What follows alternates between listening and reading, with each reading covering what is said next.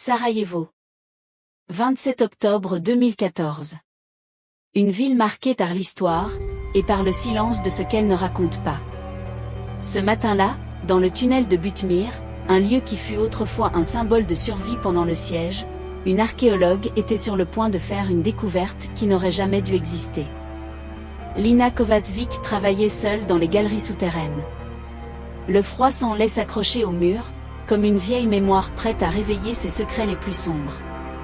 En dégageant une pierre qui bloquait une ancienne section, sa truelle a heurté un objet métallique. Ce n'était pas une relique de la guerre, mais quelque chose de bien plus récent. Un dictaphone. Un modèle sorti en 2002, et pourtant retrouvé ici, dans une partie du tunnel fermé depuis bien plus longtemps.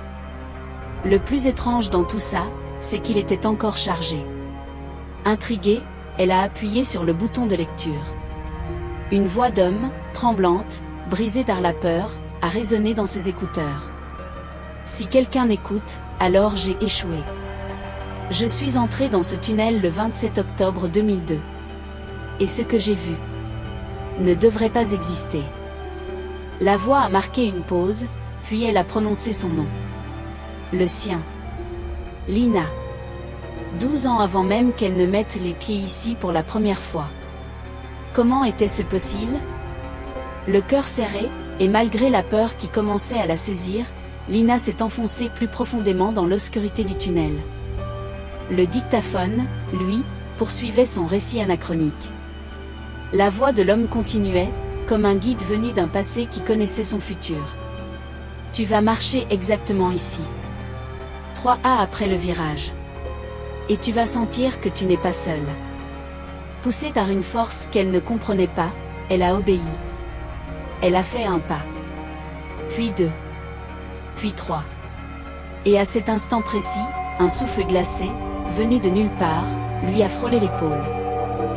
Le couloir déjà sombre s'est encore assombri. Quelque chose a bougé dans l'ombre, juste derrière elle. Une silhouette. Fixe. Floue. Comme un morceau de nuit découpé dans la pierre elle-même. Lina a voulu parler, crier peut-être, mais aucun son n'a franchi ses lèvres, sa voix piégée dans sa gorge. C'est alors que le dictaphone a émis un bip strident. Un nouveau fichier venait de démarrer.